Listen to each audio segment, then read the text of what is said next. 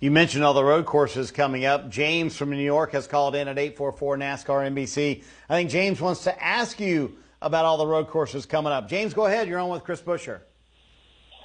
Hey, Chris. I wanted to ask you, after your runner-up finish at Sonoma yesterday, as well as your teammate Brad Keselowski finishing 10th, what have you guys learned and the RFK organization as well learned for Road America coming up in July? And do you think that could help you get a win going into Road America as well as your teammate Brad Keselowski?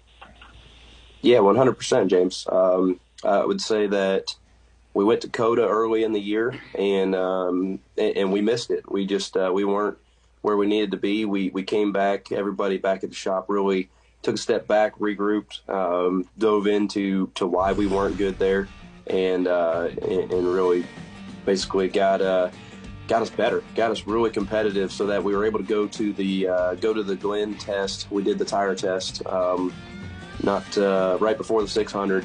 We learned a lot coming out of there and had a lot of speed there. Obviously, you're only comparing to two other cars, but we came out of there feeling really confident that we had learned a lot about road racing across the board. And Sonoma is its own animal, right? It's really slow, really abrasive on tires. It's very technical. It's completely different than Watkins Glen, but a lot of what we learned at the Glen test actually did carry over, and because of that, we feel really strongly that it'll continue to carry over towards Road America and towards Indy Road Course. And I know the Roval's a ways away, but I think that a lot of what we have figured out is going to apply to each and every road course we have coming up.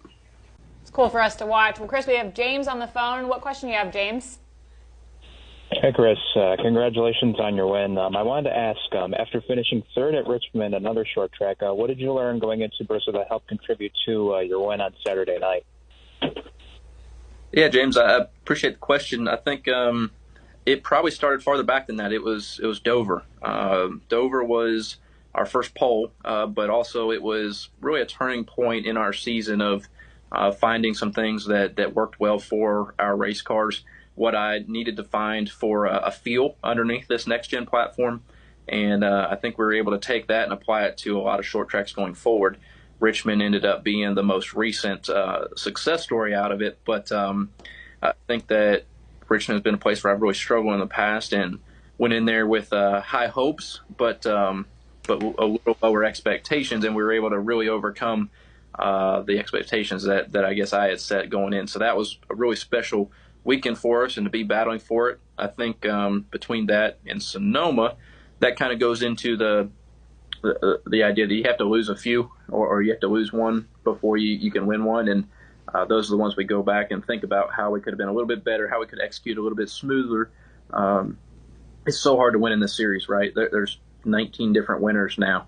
And to put all that together to turn it into a win, you have to do everything right, because if you don't, somebody else will, and they're going to take advantage of it. So it's tough. The competition level is really high, and to get the job done, you have to be flawless in every department. And so that was a lot of what we took away from those other races is, we missed a little bit here, could have done a little cleaner job here. How do we improve on that? And it's a little easier going into Bristol because I absolutely love that racetrack. I've had really good races there through my entire career. We were talking about it leading up to the race on Thursday. Scott and I were together in 2015 on the Xfinity side and watched an Xfinity win slip through our fingertips on a green-white checker and had a pretty big stutter on fuel, and still haunts us to this day, or did until about 2 days.